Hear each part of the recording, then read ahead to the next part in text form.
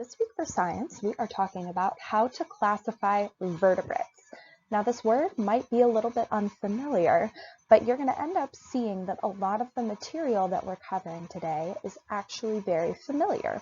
We've learned about a lot of this before, but today we're going to add a little bit more vocabulary and a little more learning to something that we already know.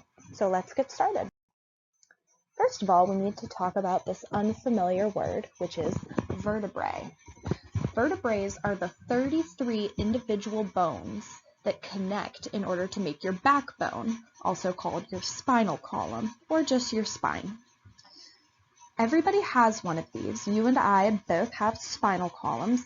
If you feel your back right now, right in the middle, that bumpy bone, that is your backbone. And those individual bumps, those are the 33 different vertebrae. So not only do humans have them, but animals have them as well. And the animals that have these backbones are called vertebrates. Now, when we talked about the different classifications of animals, all of those animals that we discussed are vertebrates. There are other classifications of animals that we have not learned about yet, and those are called invertebrates.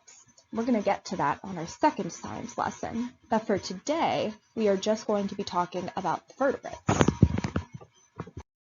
So in case you forgot, I want you to refresh your memory by thinking about some of these words. We discussed the 5 classifications of animals a few weeks ago. Those were mammals, reptiles, amphibians, birds, and fish.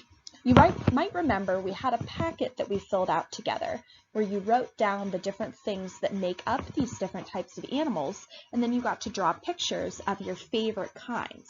So all of these classifications are all considered vertebrates. So when you look at the picture in the slides coming up, I want you to think about where their backbone might be. And even if it's the kind of animal that looks like it doesn't have a vertebrae, it actually does. So we're going to talk about that a little bit. So first we learned about mammals. If you're remembering some of what we filled out in our packet, you'll remember that mammals have hair or fur, they are warm-blooded, and they make milk for their babies. So some examples here, we have a sheep, a squirrel, and a bison. Take a look at those animals. It's pretty easy to see where their backbone might be, huh? You can picture it right in the middle, just like how we have ours. Then we have reptiles. Just a few reminders about what reptiles are. You'll remember that they don't look a lot like mammals. They're similar to mammals in a lot of ways.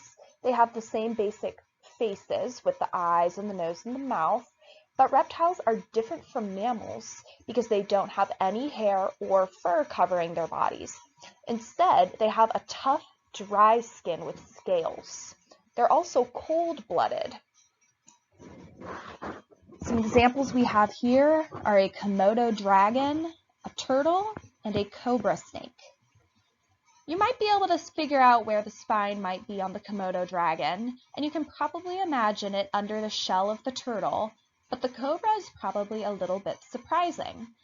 Because of the way cobras move, it's probably really hard to imagine that a reptile would have a backbone. But I want you, as you're watching this video, kind of move your back and forth, like when we do those stretching exercises during health.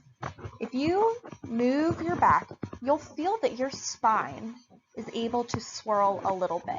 If you try to move like a snake, you'll feel the way that your spine curves along with your body. That's how it works for snakes.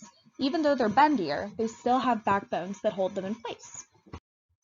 Then we talked about amphibians. So you'll see here we have a couple of different frogs and we have a salamander. Amphibians are a lot like reptiles, but because they're cold-blooded, but they also have a soft, moist skin instead of that tough, scaly skin. And their skin can absorb water and oxygen, which helps keep them alive. Their backbones, you can probably see, are again just like in the middle. The snake is really the only one that is kind of hard to picture. And then, of course, we have birds. So birds also seem like they might not have backbones, but they do. They're just a lot smaller than ours. So we can identify birds because they have feathers, and some of them have the ability to fly, but some birds don't fly at all. The feathered wings help most birds to be able to fly, and the front edge of their wing is really thick. This is what helps them glide along the air. So even though not all birds can fly, all birds do have beaks and they lay eggs. So that's how we can identify birds. Fish also seem like they don't have vertebrae, but these fish all do have backbones. Again, just a lot smaller than we have.